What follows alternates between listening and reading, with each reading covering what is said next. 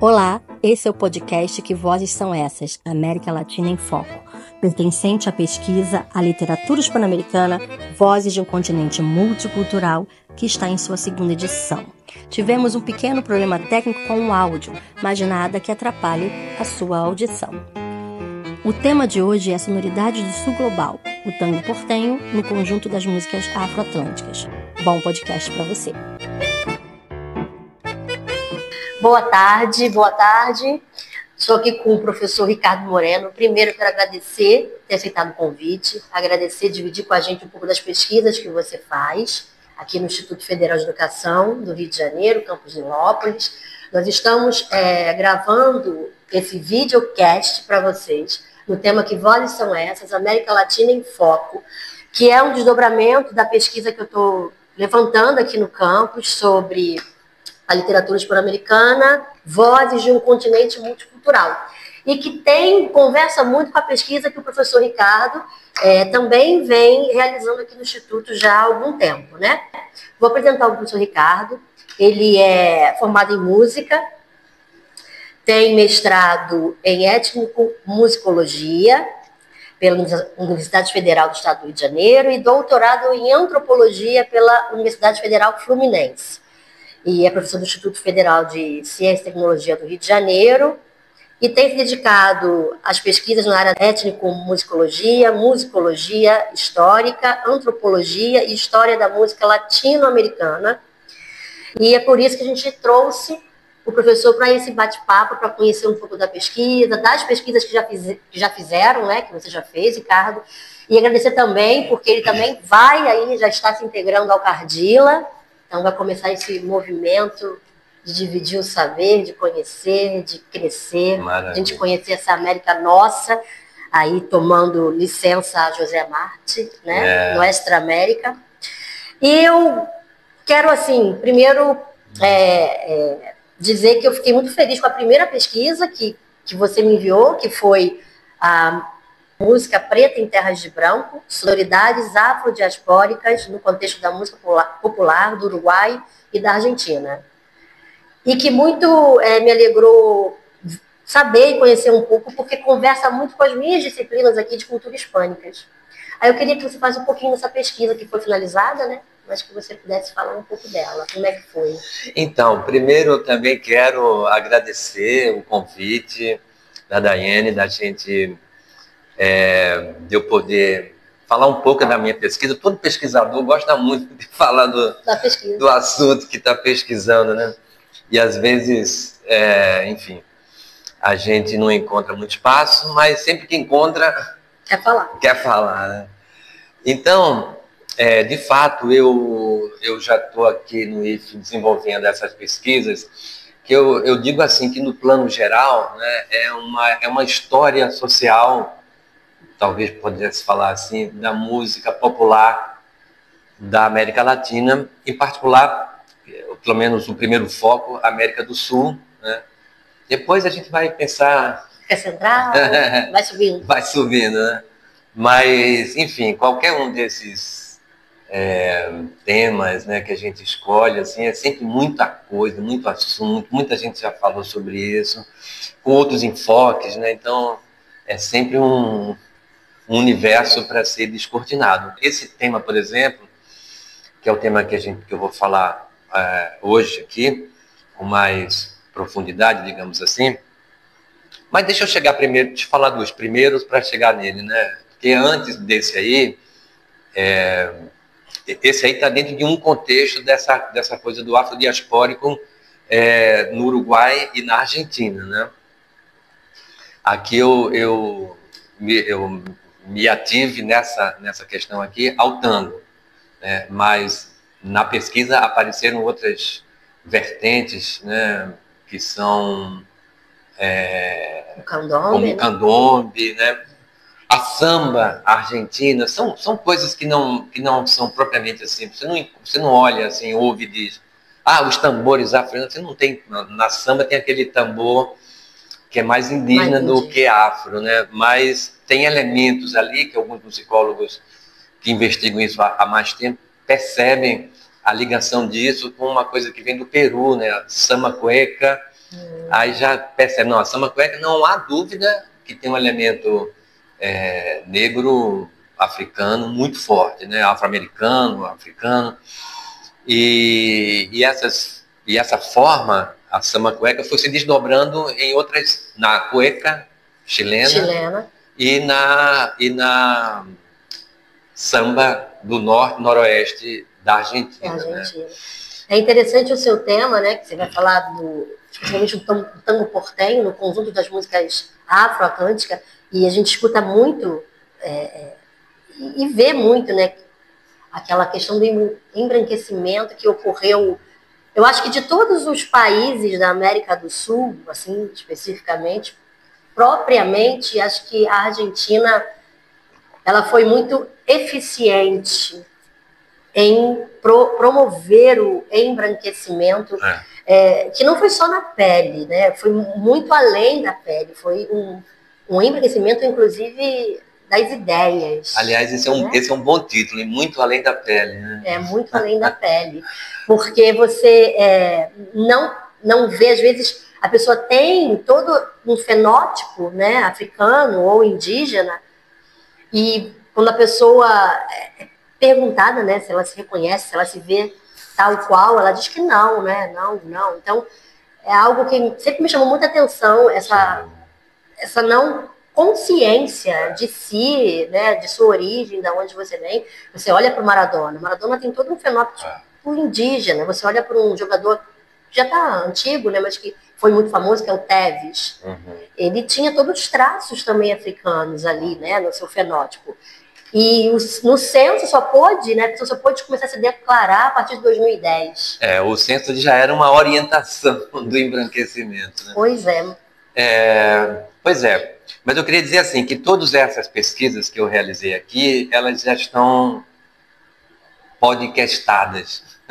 Muito bom. São podcasts que estão nas redes, né? Tem esse... Qual canal do podcast? Você tem um canal? Não tem, não. No Spotify. No YouTube eu comecei a botar lá no meu canal, mas eu não tive tempo para... Mas tem no Spotify? No Spotify tem. Como é que a pessoa pode encontrar?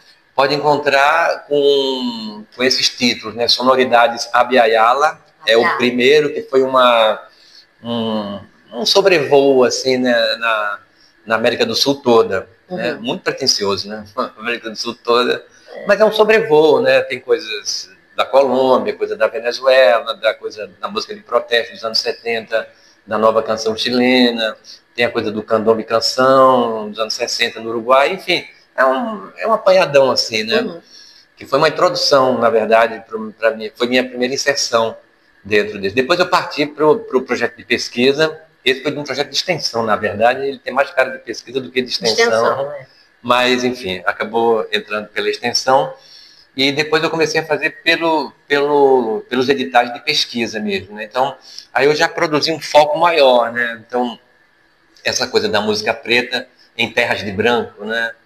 Essas sonoridades afrodiaspóricas é esse aí, né? E teve mais um... não, acho que é o próximo, né? É o próximo, que é Peru e Chile, né? Essa coisa da música crioula para os argentinos, criolha, e imaginários sociais. Eu acho que vai ser assim que ele vai chamar, né? Não, é Cosmosonoridades. Vai ter esse nome, né? Que é um conceito que vem desse campo da etnomusicologia, um conceito recente. Ele também vai ser desdobrado em um podcast? Vão ser dois podcasts, um para o Peru, outro para o Chile. Né? Vou investigar lá essas vertentes, assim, né? Teve da Margot Loyola, né, que foi uma pessoa muito importante. Ela foi contemporânea da Violeta Parra. Então as duas. Tem um livro que eu consegui agora no Chile, que eu andei muito atrás dele, que são as comunicações delas, né, as comadres. É uma dificuldade muito amigas. Que a gente tem aqui enquanto pesquisador dessa América Latina, né, Ricardo? Acho que você vivencia isso, eu vivencio isso muito, porque eu trabalho muito com a América Latina. A gente chama América Latina, mas na minha área a gente chama de América Hispânica, que são as falas de língua espanhola, né, separando pela língua espanhola. Mas nós vemos essa resistência, eu não sei se se chamar de resistência seja um bom nome, para encontrar esses livros dentro do Brasil, né? É muito difícil encontrar matéria, né, bibliográfica para você investigar. Não, aliás, uma das questões assim, que me mobilizou, que iniciou, que é mais ou menos recente, assim, durante a pandemia, foi essa distância, né? Uma distância que o Brasil tem desses países que têm coisas muito particulares, evidentemente, mas também tem muitas coisas comuns, né? Há um destino comum, um processo de colonização, uma submissão a uma ordem colonial e todo esse processo de colonialidade, né? Que agora a gente tem essas ferramentas para falar assim, né? Que nos acometeu, que nos acomete e que acomete, enfim, a todo continente, a todo mundo colonizado, né? Não é só o nosso continente, né? Mas, enfim, aí, então, nesse contexto que eu apresentei esse trabalho, que eu já mencionei aqui, esse encontro recente, esse Congresso Internacional América Latina, situando o tango dentro dessas músicas chamadas de afroatlânticas, né? A gente tem um conjunto muito amplo, praticamente toda a música popular da América Latina é afroatlântica, né, em grande medida. Assim, claro, você tem regiões da América em que a presença negra foi menor do que a presença indígena, como grande parte dos Andes, né?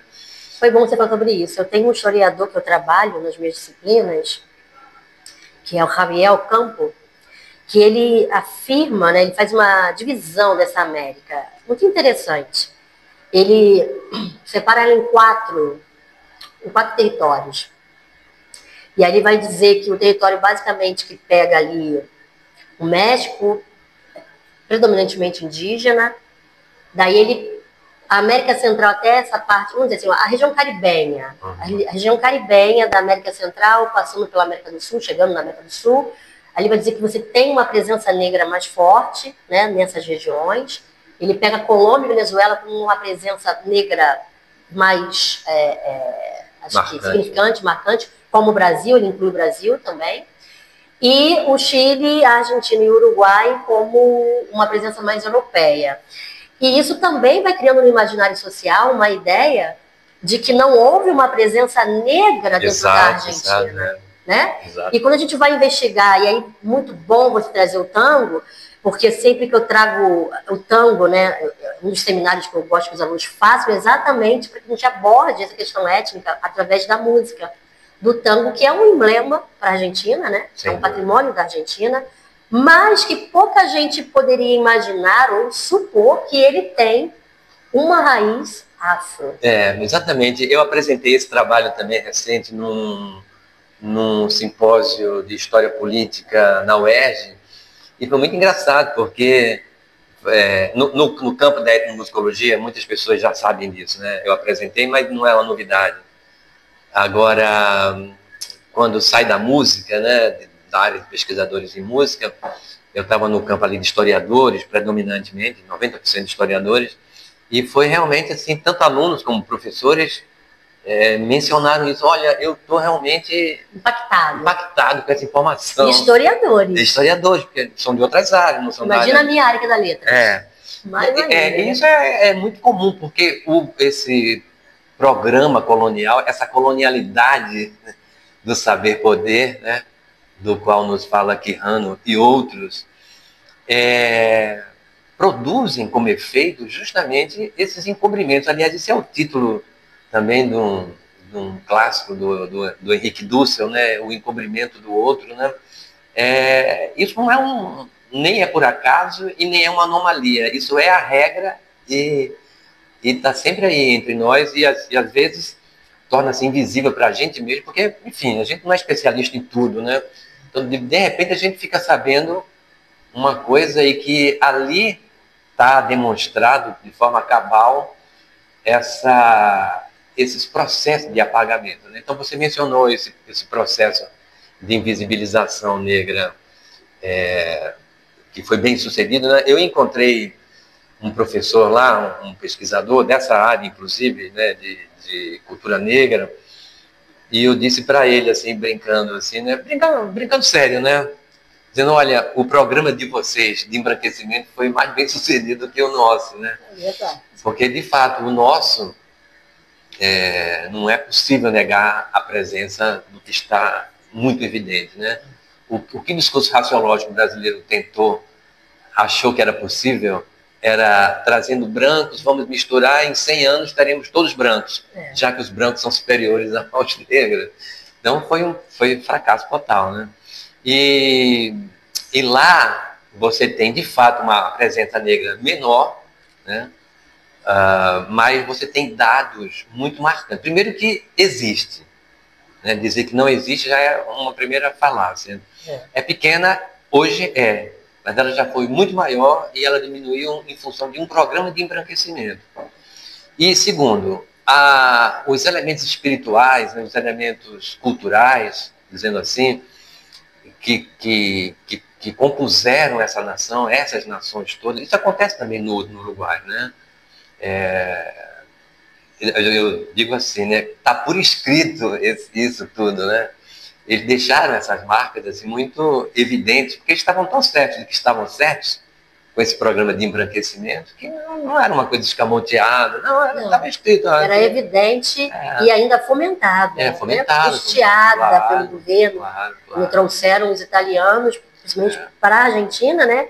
Buenos Aires, e sob uma condição de casamento. Eles tinham que casar com as negras que haviam restado do conflito, né, da guerra. Eu tive uma pesquisa de TCC aqui de um aluno que veio falar sobre os afro-argentinos.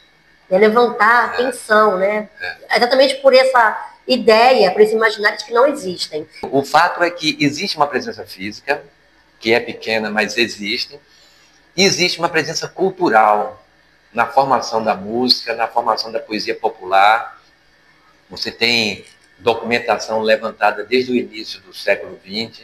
Robert Lermanit, por exemplo, é um desses antropólogos que vieram da Alemanha. Tem muitos alemães, houve muitos alemães nessa área de pesquisa de cultura popular, folclore, cultura popular na América Latina. Teve no Chile, teve no Uruguai, e teve esse Lermanit na Argentina. Ele foi para La Plata, lá ele acabou virando diretor lá do que hoje é a Universidade de La Plata, né? Dessa parte de antropologia, e ele se interessou muito por poesia popular e eventualmente músicas, né? Então ele gravou. Há esses registros, hoje estão na Alemanha, mas estão disponíveis. Eu já até entrei em contato com eles mandam, né, sem nenhum problema, esse acervo, porque são os primeiros estudos sistemáticos. Como é que a gente teve Silvio Romero no século XIX, né, nessa segunda metade do século XIX, mais para o final do século XIX, e depois veio o Mário de Andrade, né, que é um trabalho muito mais amplo, né, mais sistemático, etnográfico até, né? Agora, lá então, tem uma tradição, quer dizer, na América toda tem, né? Mas esse Lermanit é um dos primeiros. Todos eles estão falando dessa música negra, estão falando desses negros artistas, né? Se a gente pensar que o tango, ele vai ser gravado, o tango canção, né? Porque isso é uma coisa também que confunde um pouco. Esse tango canção, que começa com Carlos Gardel, cuja primeira gravação é ali por 16, 17, né? Corresponde às primeiras gravações do samba aqui também, no Rio de Janeiro. Esse tango canção, ele vai ter uma presença branca muito grande, né? Sobretudo dos cantores brancos. Então você não vai ter cantores negros. Né? Você vai ter músicos negros, muito. Por quê? E isso aconteceu também em muitos lugares.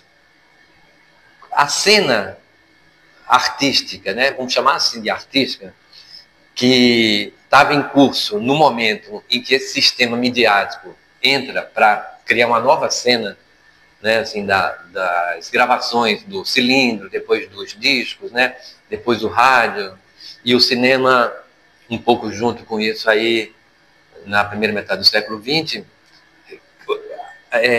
os artistas que foram chamados, convocados para estarem nesse ambiente aí, eram os artistas que estavam no circo popular, que estavam no teatro popular, que estavam tocando nos prostíbulos. Por isso disse muito, né? Aliás, tem uma frase daquele escritor argentino lá, agora está me fugindo o nome É o dele. Borges? Não, antes do Borges. Lugones. Leopoldo Lugones, Ele dizia que o tango era um réptil de lupanar, né? A expressão. Porque realmente a identificação do tango com o ambiente prostíbular é muito grande. Assim, é inevitável. Como a música popular toda, né? Você fala assim... Ele surge nos cais, ali próximo aos cais do Porto? Porque eu li alguma coisa quando eu pesquisei brevemente, que ele surge, né? As primeiras manifestações surgem com os estivadores. Exatamente, Boca, aquilo ali, né? O Porto Antigo, né? Porto Antigo. Não é não Madeira. Não Madeira, não. Então, é esse sul profundo, né? O Borges tem uma expressão, né?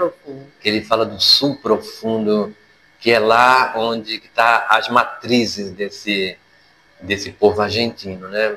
O Borges, inclusive, curiosamente, ele detestava o tango, esse tango branco que vai surgir, esse tango romântico, esse tango que vai surgir a partir de 17, né? Então, pensando assim, tem várias classificações assim de periodização, né? Mas se pensar assim, 1860, né? Vamos dizer assim, que é o fim da Guerra do Paraguai, que é quando o Bandão Neon vai aparecer em Buenos Aires, né? Atribui-se a soldados que na Guerra do Paraguai tiveram contato com esse instrumento alemão, porque o tango não tinha bandoneon, esse primeiro tango. O primeiro tango é flauta, é violão, sobretudo violão. Apareciam as harpas, essa harpa que é outro fenômeno nessa América, do sul da América do Sul, né? Bolívia, Paraguai, Chile, chamam de harpa paraguaia, que eu acho que é assim, eu não tenho nenhum estudo sobre ela, mas eu acho que é a harpa europeia, como o charango também, né? Que vai se incorporando e vai se modificando e vai tendo usos diferentes. Então, por assim dizer, é outro instrumento. Então, isso acontece com o charango também, o charanguito. Enfim, então, falando da periodização, né? Esse tango que sai das festas de candombe, que aí sim. E primeira coisa, a palavra tango é quase uma unanimidade, que é uma palavra de origem negra, negro-africana, né? E ela se refere, possivelmente, a lugares onde se brinca, onde se dança, né? Lugares de folgança, né? Aqui se falava muito essa palavra, né? Folgar, né? Então, lugares de folgança, de brincadeira, de dança, né? Esses candombes eram um lugar onde se dançava. E aí você tem todo esse processo de proibição do candombe, já com aquela guerra fatídica, né? A guerra civil argentina que prossegue, né? Que dá sequência ao processo de independência. Você tem unitários e federais, né? O mais famoso dos federais é o Roça, né? E esse Roça era botando assim entre aspas, né? O defensor dos negros. Sarmiento, inclusive, apontava isso. Tá vendo? Esse negócio aí de federais aí é coisa de gaúcho, de pretos, de índios. É a Argentina que tem que ser superada. A Argentina branca, que era a dele, né? A liberal, a que ia surgir, que de fato surgiu a partir... A que iria avançar. Exatamente. Que iria avançar. Exatamente. O progresso, tudo isso. Então, esses candombes foram sendo proibidos, né? Eu acho que a guerra com os federais acaba em 1860, final dos anos 50, do século XIX, né? Depois tem a vitória. Aí tem aquele massacre dos indígenas. Que aí tudo isso vai conjugar nessa nova realidade urbana, né? Porque você vai ter essas festas de candombe frequentada por pessoas. Isso na periferia de Buenos Aires, pensando Boca ali, era... São Telmo também, São Telmo, né? São Telmo é tipicamente, acho que negra. Tem uma região mais para dentro, assim, que eles chamam de região dos currais, né? Como é que chama aquilo, meu Deus? Mas, enfim, é mais ou menos perto de São Telmo, é mais para dentro, assim. E nesses lugares, você tem já... Aí você tem uma expansão populacional em Buenos Aires muito grande. Você tem já a chegada desses italianos, europeus de modo geral, mas com ênfase nos italianos. Você tem um crescimento populacional muito, muito grande. Ocorre aquele fenômeno dos conventílios, né? Os equivalentes ao cortiço aqui no Brasil. E que também vai ser um lugar de intercâmbio, né? De italiano ouvindo aqueles... O candombe.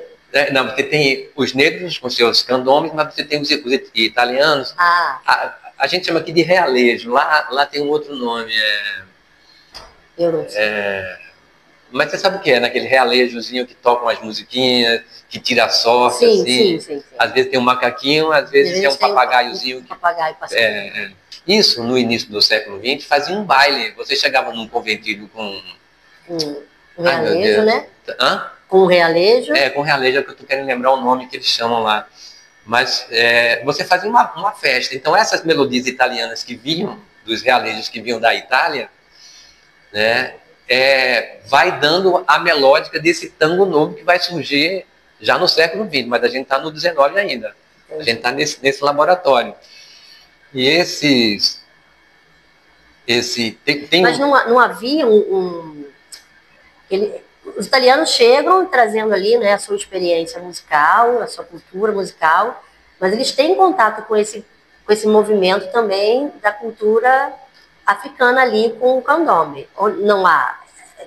Possivelmente tenha havido, mas assim, eu não sei se tem registro disso propriamente. Agora, o fato é que você vai ter artistas de origem italiana com artistas de origem afro tocando na mesma banda, no mesmo grupo, no mesmo prostíbulo, muitas vezes, né? Entendi.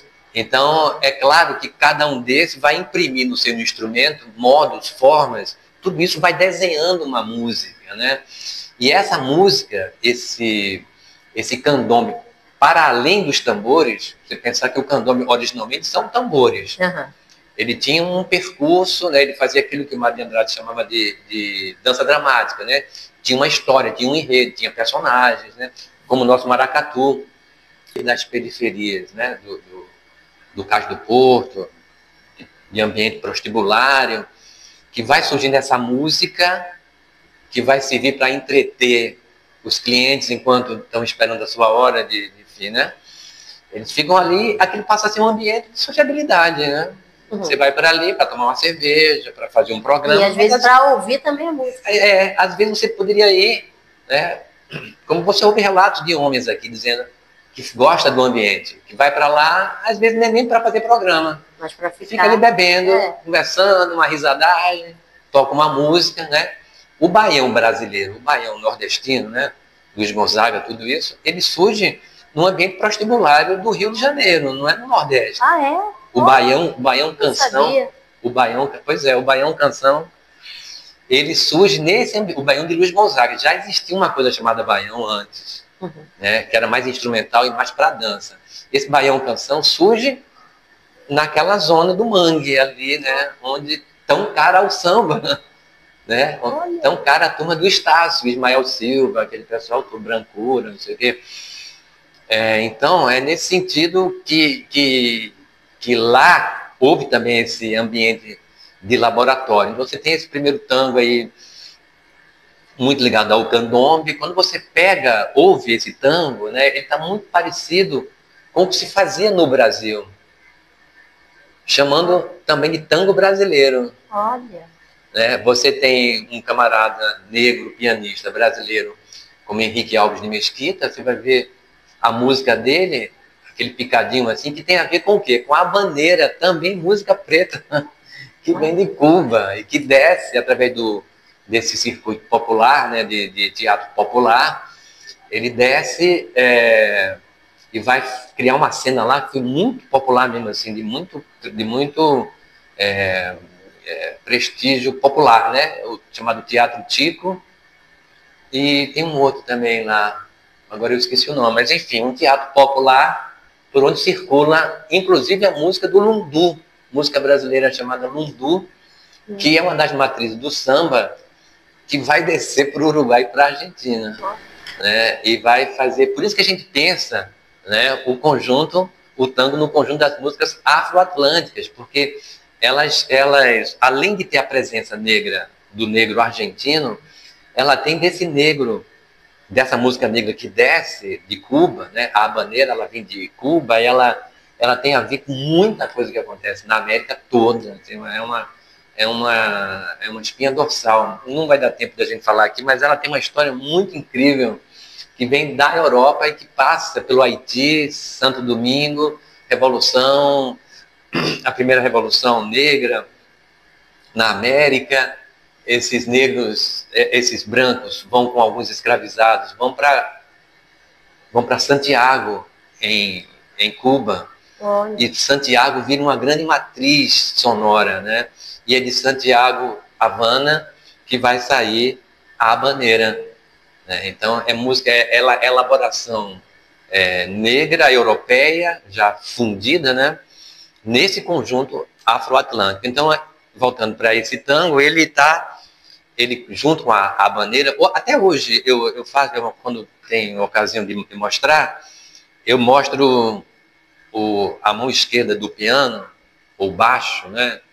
Ele faz um desenho muito parecido com o da habaneira. Até tangos, já o tango canção de Gardel, por exemplo, um dos mais famosos dele, aquele Por na Cabeça, né?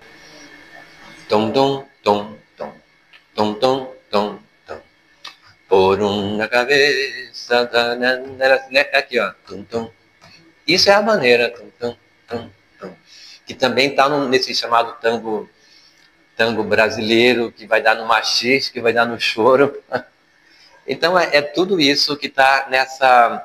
É como se a gente tivesse algumas espinhas dorsais e uma ramificação alucinada acontecendo de sonoridade, de grupos que vão se apropriando de um pedaço, outro do outro pedaço, e vão criando linguagens. E aí você vê a indústria, através dessas multinacionais. No caso da Argentina foi a RCA Victor, aqui a Odeon, né, foi mais forte. Enfim, eram 4 grupos que estavam gravando o mundo todo, estavam bombando, fazendo discos, né? É o início da fonografia, né? Tem um autor que chama de fonografia vernácula, né? Dessas fonografias nacionais que estão... Você está falando desse tango branco, né? Do tango que já foi fundido. As primeiras gravações ainda pegou esse tango não canção, né? Esse tango, assim, ele não tinha letra, ele tinha, mas era muito pequenininha. A letra era quase uma desculpa. Mas o que importava era uma rítmica feita por músicos ao vivo, né? E muitos deles, né, por exemplo, o exemplo que se usa muito na historiografia do tango é el choclo, né, que ele se refere ao milho, e é o milho se referindo ao membro sexual masculino, né? Sempre com esse duplo sentido, né? Como a gente diria, que música de sacanagem. Porque o ambiente pedia, né? Pedia propício. Então tem muito disso, e muitos músicos negros, amplamente documentados, assim, amplamente mesmo. E concomitante a essa presença, a esse tango, esse candombe que está se juntando com outras coisas ali, né, com essa maneira, e vai criar essa nova sonoridade, tem um outro fenômeno que agora está meio retornando lá, assim, em ambientes mais cultos, não exatamente cultos, mas interessados em cultura popular, assim, sabe? Até pelo aspecto também do turismo, né? E gente de universidade pesquisando, aí vai estimulando, vai criando uma cena. Mas tem uma coisa que chama lá de pajadas, né? Não sei se você não deve ter visto, né? Pouca gente viu, porque, inclusive, eu perguntava a todo taxista que eu entrava, eu enchia o saco dos taxistas lá, né?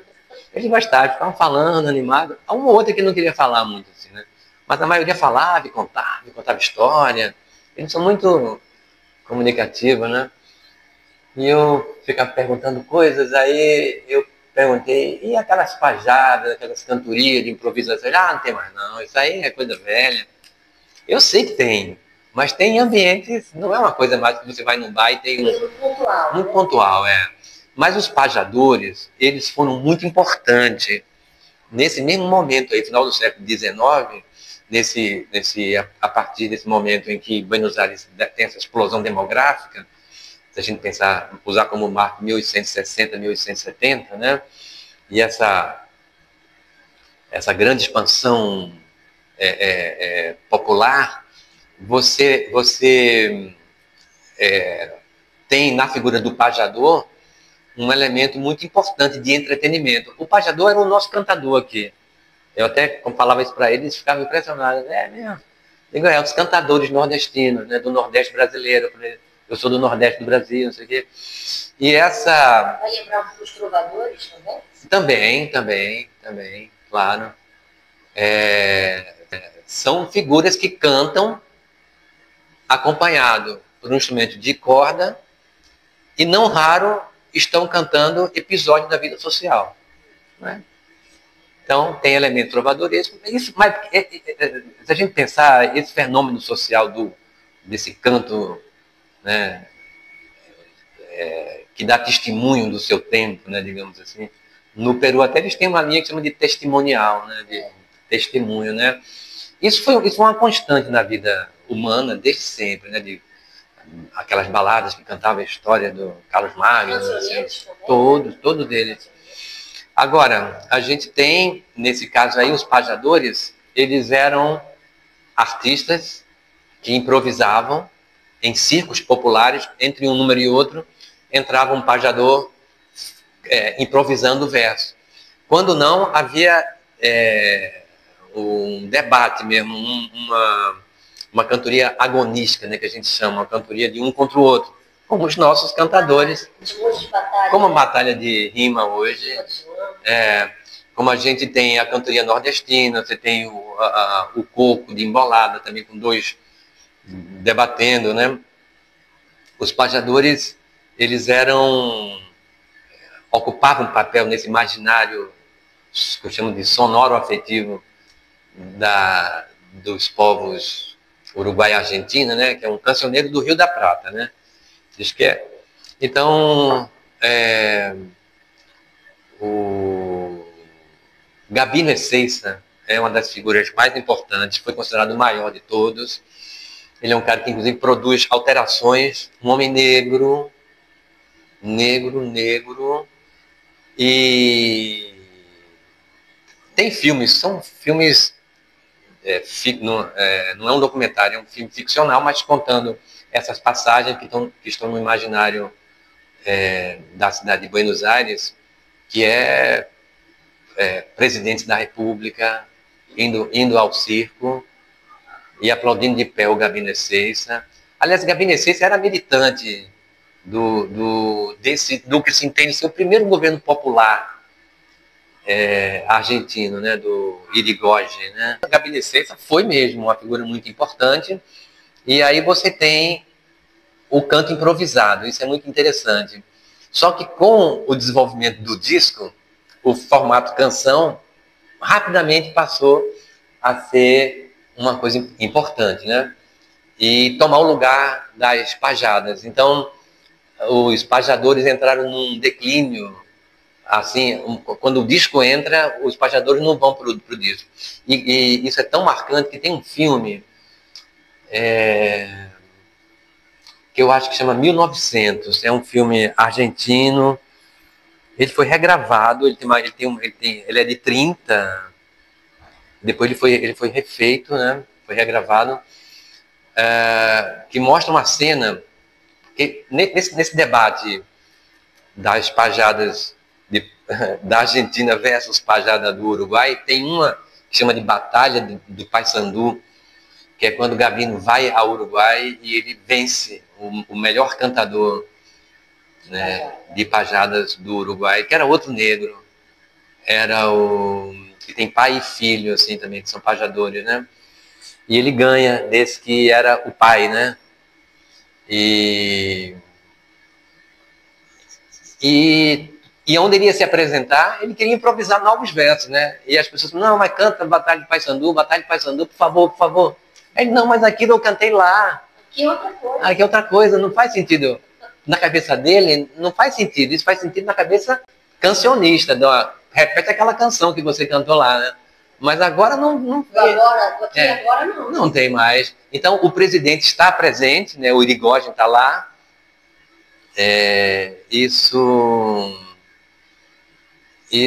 Mas eu acho que o Irigoyen ainda não era presidente. Antes. Filme, né? No filme, né?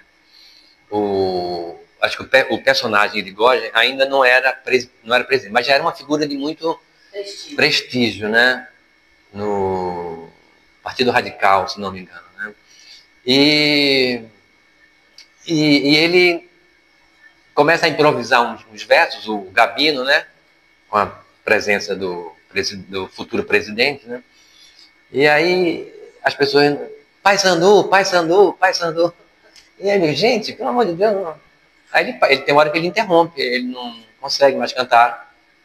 E tudo bem, aí canta os versos que ele cantou em Paysandu, né? Isso para mostrar essa transição que estava acontecendo, né?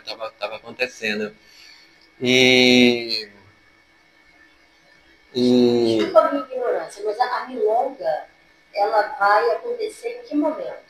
Ela chega a acontecer como canção ou não? Sim, como canção, por várias vertentes, né? Ele vai ser a milonga sureira, que eles chamam, que penetra o interior e vai se incorporar ao universo gaúcho. Ao universo gaúcho que já está deixando de ser o universo gaúcho, né? Ele já é mais o peão de estância, né? Que incorporou esse ethos, né? Porque o gaúcho mesmo, ele era nômade, né? Ele não estava fixado numa hacienda, né? Ele estava andando, né? Ele prestava serviço aqui, prestava serviço ali, né? Enfim, se envolvia com uma briga ali, estava sempre no ambiente assim, né? E depois esse peão de estância, que é e parte desses gaúchos nômades, né, que estavam presentes nesse campo argentino antes dessa reforma das terras que eles fizeram lá. A gente teve um em 1850 ali de terras aqui, mais ou menos ao mesmo tempo, na medida que eles iam matando os indígenas, iam se apropriando daquelas terras, eles vão reconfigurando e vão criando esses, vamos chamar de monopólios, né? esses latifúndios, né? Esses latifúndios que ocupa essa zona central-sul. Então, esse gaúcho vai incorporar essa música. A própria pajada, que antes era cantada com outro gênero, chama de cifra, né? Um gênero mais antigo, vai... Aliás, é o Gabino Essência que faz isso. Ele troca, a música da pajada passa a ser a música da milonga. A origem da milonga também é controvertida. A única coisa que é certa é que ela tem raiz negra. Ela também está no conjunto afro-atlântico. Carlos Vega, que é um dos principais pesquisadores, um funcionário de Andrade nosso aqui, né? Mas também foi contestado lá, né? Normal, né? Mas ele dizia que a milonga vem do lundu brasileiro.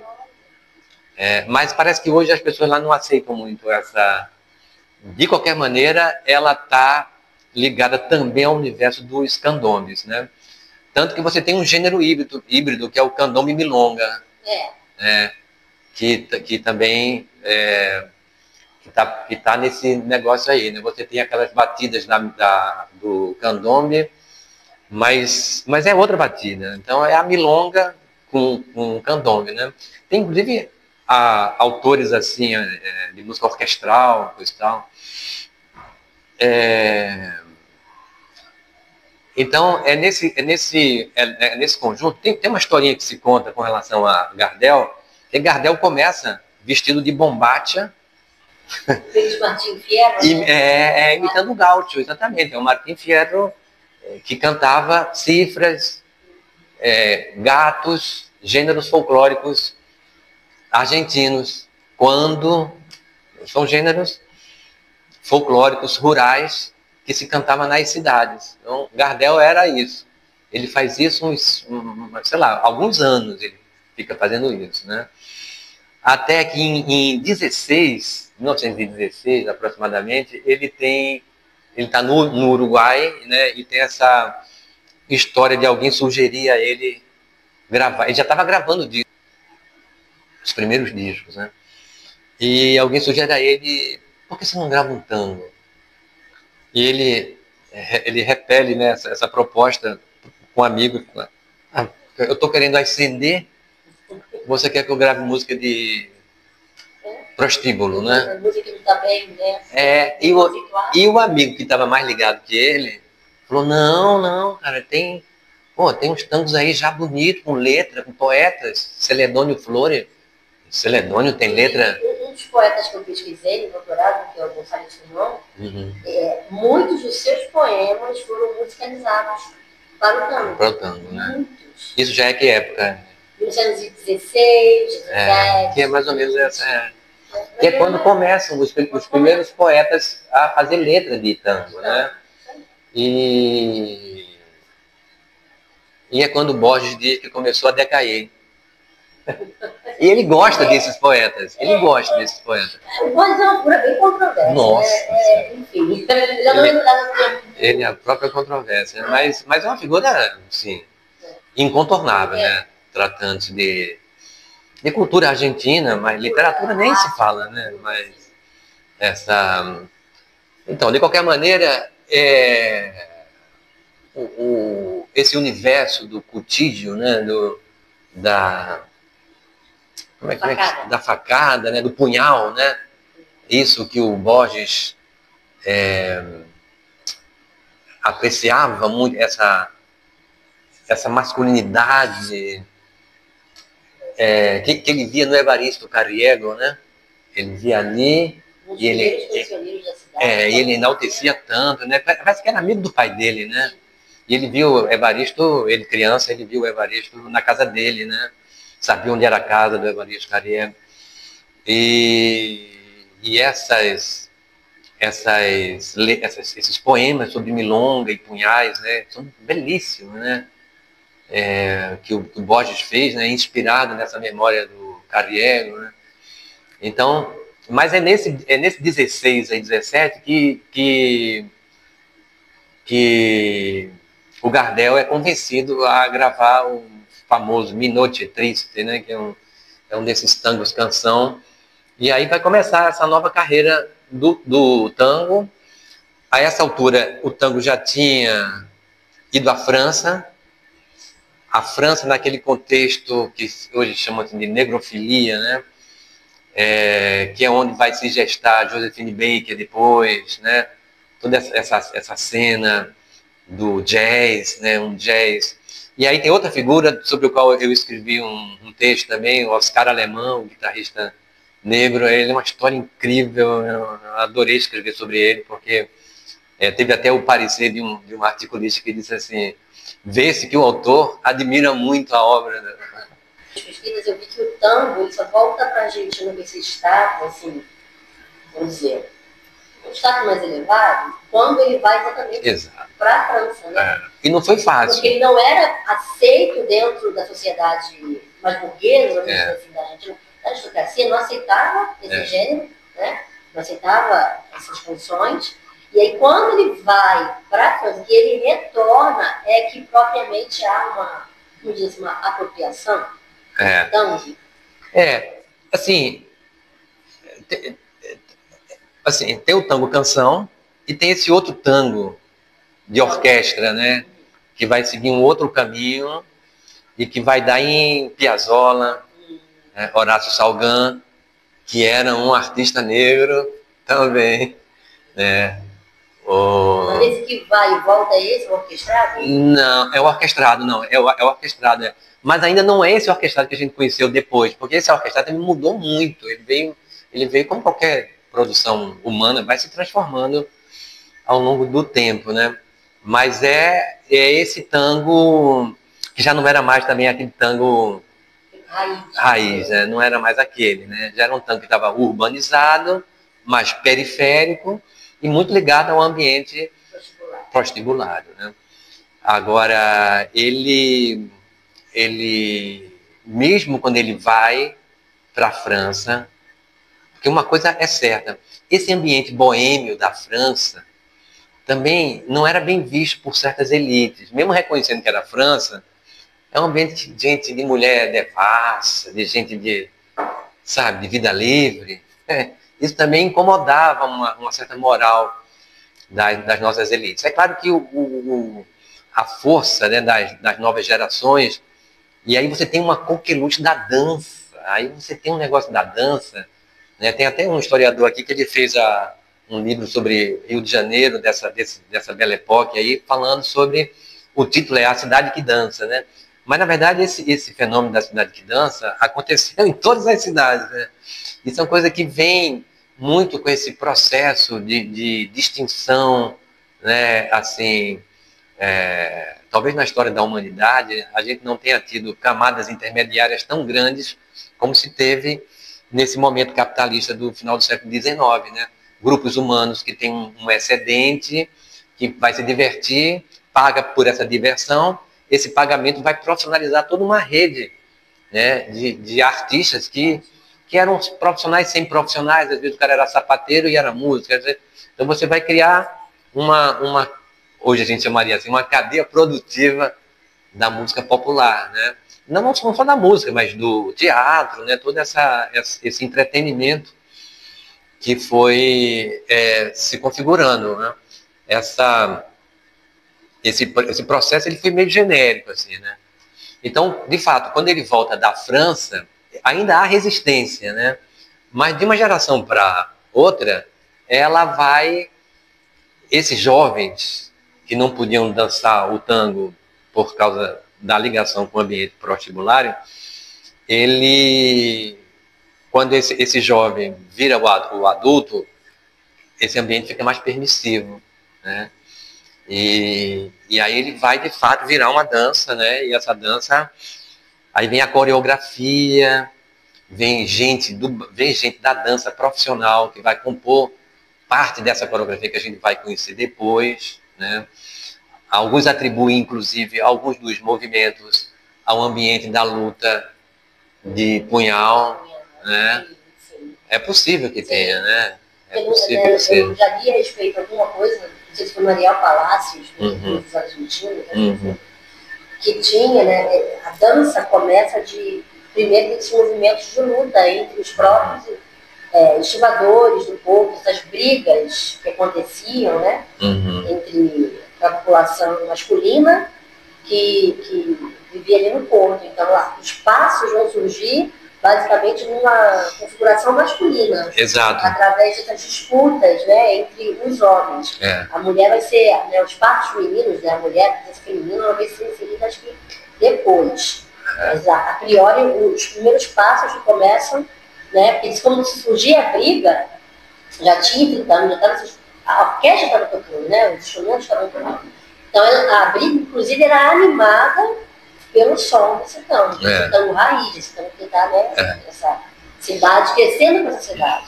Exato. Você falando desse ambiente, me lembrou de uma coisa que não podia deixar de falar, que são dois personagens sociais que emergem nessa Buenos Aires do fim do século, né, XIX, e que tem muito a ver conosco aqui, que é a figura do malandro, né, o compadrito, né?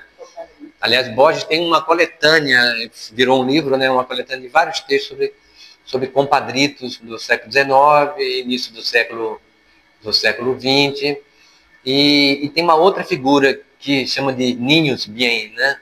Esses Niños Bien, Borges fala dele, eles são muito falados assim Niños Bien, tipo os garotos de boa família. Mas era de boa família que, aí então, é isso que eu estou falando, né? Essa coisa da primeira resistência, quando ele vai para a França, inclusive tem um debate lá na França, em Paris mesmo tem um debate de uma figura pública argentina, da elite argentina, que ocupava um cargo diplomático e que ele abomina. Ele disse que é abominável que uma coisa que eles querem esquecer, reprimir, a França culta receba de braços abertos e queira dançar aquela dança rude, né? Dança ruda, né? Tem essa expressão, essa dança rude, essa grosseria, essa incivilidade, né? E quem vai fazer a defesa do tango, que aliás faz muito bem essa defesa, num texto maravilhoso, é um desses caras que teve no Brasil também, teve ligado aos modernistas, em 22, um cara muito famoso, ele, desculpe, viu, eu estou muito esquecido, Nomes, né? mas ele é uma figura muito conhecida. Enfim, ele faz essa defesa, né, do tango, dizendo que o que ele estava entendendo por civilidade era outra coisa, não era aquilo que essas elites estavam dizendo, né? Essa imitação patética, né? Assim, de um suposto europeu, né? De uma coisa que ele chamou de europeu, aquilo ali é europeu, mas tem outros europeus, tem outras coisas acontecendo. Eles próprios, nós somos franceses, parisienses, e adoramos isso, o seu tango, né? Então esses Ninho Bien, eles eram esses meninos de classe média que, num certo momento, começam a ir nessas festas. Eles vão nos candombes, inclusive. Uma das hipóteses de alguns passos do tango, inclusive, está associado a uma imitação que esses Ninho Bien faziam das danças de candombe. Eles ficavam como se fosse imitando de gozação, né? Zoando, né? Os dançarinos, né? A pessoa comum que ia dançar, né? E isso é uma das hipóteses de alguns passos, né? O carnaval também, no caso mais ainda de Montevidéu, né? Que é uma cena muito forte, até antes do nosso carnaval, né? Isso é curioso, né? A gente tem um carnaval tão exuberante que a gente acha que o nosso o primeiro carnaval, não foi, né? Esse carnaval de Montevidéu, na metade do século XIX, né? Eles estavam com um carnaval que, quando chega ali em 1880, era um negócio muito grande. E a música que foi servindo para essa foi o candombe, esse candombe virando tango. A La Comparsita é o tango mais famoso que existe, né? E comparsita é pequena comparsa. Comparsa é esses grupos que desfilavam, né? Essa música foi composta por um camarada, aliás, ele vendeu por um preço baratíssimo. O negócio rendeu muito dinheiro depois, né? Mas parece que ele conseguiu recuperar uma parte disso. Mas ele queria compor uma música para a comparsa dele, comparsa de estudante universitário, né? E eles, uma música que não sei o que, mas ele não era músico, mas ele tocava piano, assim, mas ele não era músico. Mas ele falou, mas eu vou fazer. Ele deu a sorte de fazer uma música. Nossa, cara, mas... Não, e você não sabe, ele foi para casa, ele ficou doente no dia da apresentação. Olha. Não, na apresentação, não, no dia dos ensaios. E com febre, ele começou a delirar, e no delírio foi vindo o tema. E pediu para a irmã, e a irmã sabia escrever música, né? Aí ele pediu, aí a irmã começou a escrever, e ele com febre, delirando e misturando cada coisa, e nessa confusão toda saiu a música, né? E aí, mas estava muito simples. Aí eles levaram para um líder de orquestra argentino que estava em Buenos Aires. Eles foram no show, foram no camarim e disseram, olha, você não quer dar uma ajeitada nisso aqui não? Porque a gente fez, mas a gente não... Você dá uma ajeitadinha para ficar bonitinho mesmo, para a gente sair na nossa comparsa. Aí o cara falou assim, não, é muito simples isso, está muito primáriozinho, né? Mas enfim, ela mesmo depois que o cara deu coisa, continuou, ela incorporou, mas continuou simples, tão simples que o Piazzolla diz que é a música mais feia que ele conhece. É o tango mais feio que ele conhece. Foi muito bom o nosso papo. Para finalizar, o que você gostaria de falar? um pouco mais. Eu não falei que você é músico também, né? Ah, sim. Você também deve ter umas composições aí, né? Então vou fazer. Eu vou fazer um merchandising aqui, né? Fazer uma propaganda, melhor dizendo. Eu sou Ricardo Moreno, né? Enfim, já falamos no início aqui. Eu tenho um trabalho autoral também como músico, compositor. E na plataforma eu estou com uma canção recente, né? Que a gente lançou agora há pouco tempo. Como se diz hoje, é um single, né? É um single, Single. Mas é uma música, uma canção, é só uma canção, né? E não é um álbum, não é um EP, não é álbum, é só uma canção. E é uma celebração do encontro da música com a literatura, no caso brasileira, né? A música chama Oswaldo Rosa e Clarice, falando, o Oswaldo de Andrade, enfim, né? Clarice Lispector, Guimarães Rosa. Então é uma discussão sobre o Brasil, as ficções que compõem as fricções do Brasil, né? Esse é o mote. E o título da canção é esse? Oswaldo Rosa e Clarice, é o título. Da canção. Tá lá a minha carinha, lá você vai. Vou ouvir. E no Spotify. E eu tenho um trabalho com uma banda chamada Tapioca Brasil. A banda já não existe mais, mas são minhas canções, são canções autorais, né, cantadas por mim ou por outras pessoas. Ijexás, baião, samba de roda, coisas assim, né? Dessa natureza. Isso eu acho que vale. Para fechar, então, falando assim que um dos méritos dessa pesquisa, se há algum, isso eu tive o prazer de dizer lá para pessoas importantes do movimento lá, sabe? A historiadora Marisa Pinot foi uma pessoa, um encanto de pessoa, assim, sabe? A gente tem que ver muito isso, nós brasileiros, assim, nesse meio acadêmico, nós somos muito bem recebidos. E, levando aqui para o encerramento e pensando aqui nessas conversas que eu tive, né? Marisa Pinot foi uma dessas pessoas, esse antropólogo Pablo Sírio, outra, né? E é de dar visibilidade, né? Produzir um discurso contra-hegemônico, um discurso decolonial, um discurso que faça com que a gente se entenda de uma forma diferente daquela que os segmentos dominantes fizeram a gente crer que nós somos, né? A nossa complexidade, a nossa diversidade, né? Enfim, essa capacidade que nós temos de nos revirar e revirando, né? Usando essa imagem lá do Lacan, né? Da psicanálise lacaniana, esse revirão que a América pode oferecer ao mundo, mas quanto mais a gente conhecer esses interstícios, né? Esses lugares mais íntimos nossos, né? A gente vai poder tomar posse disso, né? Conhecer essa realidade da floresta, dos Andes, dos litorais, do Pacífico, né? As danças, as músicas, as formas poéticas, né? Então, entender o tango como uma forma sonoro-afetiva, né? Como eu digo, inserida dentro desse conjunto das músicas afro-atlânticas, eu acho que é um ganho que dá visibilidade a essa améfrica, né? Usar esse termo.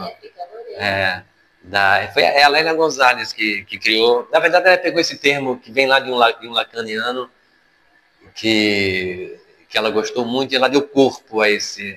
Ela fez disso virar um conceito, né? Então, eu acho que M.D. Magno pode ter inventado o nome, mas quem deu densidade a isso foi ela, né, a Lélia Gonzalez, e escreveu texto sobre isso. E eu pensei muito, quando eu apresentei isso lá no congresso, eu pensei muito o tango como uma música amefricana, né? E uma améfrica atravessada por essas outras coisas, né? Esse ameríndio, e os europeus também que fazem parte disso, né? Sobretudo europeus pobres que estiveram aqui. Esse Norberto Pablo Sírio, ele dizia, o Sarmiento, essa ideia dele deu certo, mas foi pela metade também, né? Porque ele trouxe brancos para civilizar, mas trouxe um bocado de gente analfabeta. Totalmente, a pobres, não ia ser diferente, né? Ia vir para cá quem estava precisando vir, né?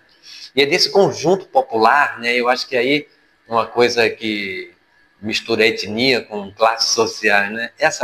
Esse domínio dos pobres, né? Esse ambiente criativo dos pobres, que cria essa música densa, essa complexidade, essas formas poéticas, tudo isso que está aí, que aparece nos diversos tangos, né? nas diversas. E hoje o tango está lá, está sendo reapropriado por esses conjuntos negros, né? Negros que ou são negros. Lá eles criaram, tem um grupo lá que criou um conceito que é muito criticado, que chama do tronco colonial, negros do tronco colonial, né? Para dizer que são os negros que vêm da tradição dos escravizados. Porque depois tem outros negros... tem os negros...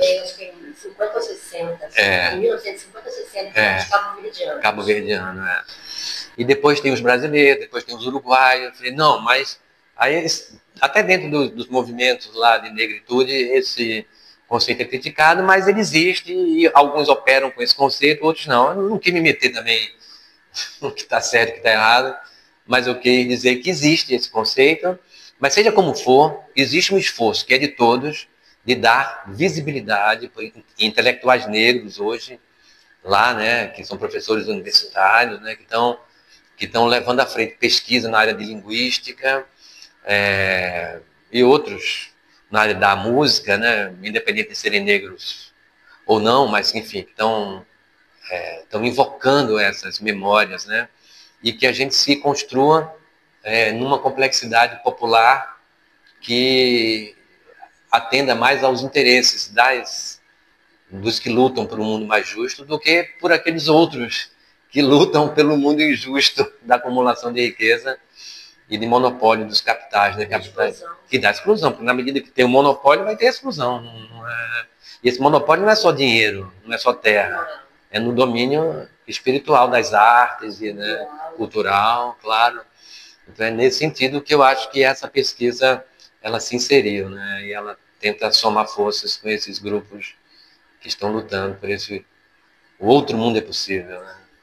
Muito obrigada, Ricardo, adorei esse bate-papo. Espero aí que a gente consiga continuar com essas figurinhas. Com certeza. E deixo para vocês aí assistirem, ouvirem o Ricardo, né, seu single. O single? O Tapioca Brasil também, né, uma banda que pertenceu. E o podcast das pesquisas que ele fez, que finalizou, né? Os episódios, a Maiala, né? Abiayala. Não consigo falar. É difícil, né? E tem esse aqui também, que é Sonoridades Afrodiaspóricas. E em breve agora vai sair o outro do Cosmosonoridades Imaginários Sociais no Peru e no Chile. Então, assistam também. Muito obrigada. Muito obrigado.